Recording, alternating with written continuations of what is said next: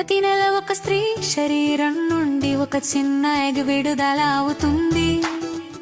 ఒక పురుషుడు స్త్రీ శారీరకంగా దగ్గరైనప్పుడు పురుషుడి శరీరం నుండి మిలియన్ల కొద్ది స్పెర్మ్ విడుదలవుతాయి. అవన్నీ ఆ ఒక్క ఎగ్ ని కనుగొనడానికి ప్రయత్నిస్తాయి. కానీ ఒక్క స్పెర్మ్ మాత్రమే ఆ ఎగ్ లోకి ప్రవేశించగలుగుతుంది. ఆ స్పెర్మ్ లోపలికి ప్రవేశించిన వెంటనే మరే ఇతర స్పెర్మ్ లోపలికి రాకుండా ఉండేందుకు ఎగ్ వెంటనే తన చుట్టూ తానే మూసుకుపోతుంది. ఎగ్ లోపల స్పెర్మ్ మరియు ఎగ్ నుండి వచ్చిన DNA కలిసిపోతుంది. సరిగ్గా క్షణంలోనే ఫెర్టిలైజేషన్ జరుగుతుంది. ఇది శిశువు యొక్క ప్రారంభం.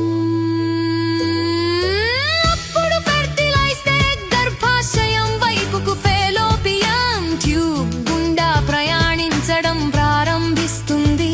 కొన్ని రోజుల తర్వాత ఎగ్ చిన్న కణాల సమూహంగా మారుతుంది. దాన్ని బ్లాస్టోకిస్ట్ అంటారు. 5 లేదా 6 రోజుల ప్రాంతంలో బ్లాస్టోకిస్ట్ తన చుట్టూ ఉన్న షెల్ నుండి బయటకు వచ్చి గర్భాశయం గోడకు అతుక్కుంటుంది.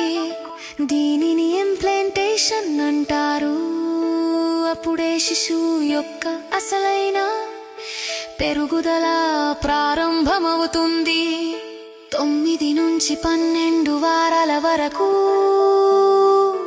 దానికి గుండె, మెదడు, వెన్నెముక, చేతులు, కాళ్ళు స్పష్టంగా ఏర్పడతాయి. లోపలి అవయవాలు పనిచేయడం మొదలు పెడతాయి. చివరికి దాదాపు 40 వారాలకు ఆ జీవం పూర్తిగా ఎదిగి పుట్టడానికి సిద్ధమవుతుంది. ఇలా ఒక జీవం ఒక శిశువు రూపం దాల్చుతుంది.